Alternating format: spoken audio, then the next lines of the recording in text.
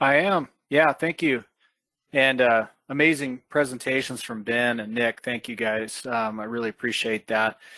Uh, you know, to your point, Joe, yeah, I think Ben had actually labeled me an evangelist in one of his articles, and I wasn't sure whether to be offended by that or not, but there's kind of a fine line between an excited scientist who's telling their story and doing what we call technology transfer and training and maybe preaching, but uh, this is rooted in science, it's rooted in facts, and that's what gives me a lot of confidence in what we're doing and scaling it up. So I'm just going to tie a bow on some of this before we get to some uh, Q&A. And I really go back to this diagram that just hit me square in the eyes. This whole thing over the last few years has been an amazing awakening for me. I'm a wildlife biologist by training, and I didn't really get it. I always knew that beavers were a keystone species, right?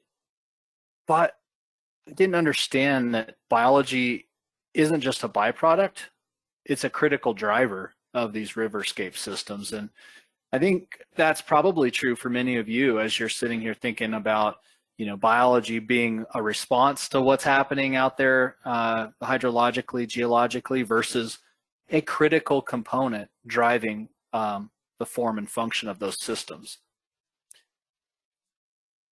So yeah, we're unapologetically enthusiastic about beavers and what they can do.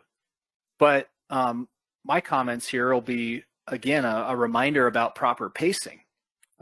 It's really important that we bring society along with us. And in particular, for me, our working lands, our land managers out there in agriculture that manage, like I said, 2/3 or more of the land in the US. So we've got to make sure that our enthusiasm is rooted in kind of that why story that we started with this morning, that this is bigger than a critter. It's about the health and function and resilience of their operations as well, that we want to build systems that can withstand whatever change is coming their way. And back to this concept that was highlighted in Ben's book so well, and in the science article that he did following that. Um, Many landowners and communities might not be ready to talk about beavers. And so one of the things I shared with him in an interview that I did for the book was that, we're seeing doors being opened up when we start with things like BDAs to say, if you're not quite comfortable with, bringing beavers back yet, we can start with baby steps and start showing what structure does, what beaver dam activity does in a system, which can ultimately lead to this question of, well, I like what I'm seeing. How do I maintain that? So get back to this, okay, we're going to mimic and promote, but ultimately, how do we sustain that process over time? And remember that process-based restoration means ultimately restoring processes is our end goal.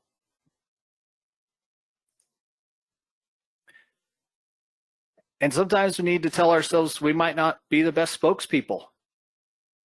We might need to enlist the help of some of our partners. And, for NRCS, USDA, private lands, it's ranchers like Jay Wild from Idaho. Jay's a dear friend, and he's a co-instructor of these workshops when we do them in person. Jay's been a vocal advocate of partnering with Beaver in response to his work on his own ranch and what he's seen derived from that. So we've literally hired Jay the last several years, and he goes on the roadshow with us, going around to communities all over the West and sharing his story with practitioners and other landowners. This isn't just a kooky idea. This has real world implications for ranch sustainability and water resources going into what might be an uncertain future. So we're getting some great non-traditional press coverage from things like Beef Magazine, where Jay gets to talk to other ranchers and share his story, which hopefully will inspire more phone calls for us and our partners. Hey, we'd like to talk a little bit more about this stuff.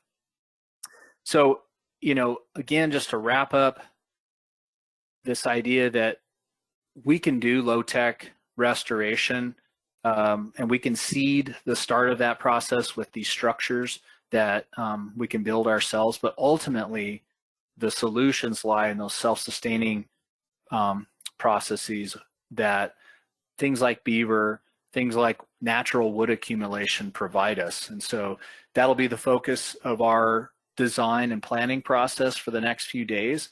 And at this point, Joe, I'm going to kick it back to you for the last panel discussion of the day.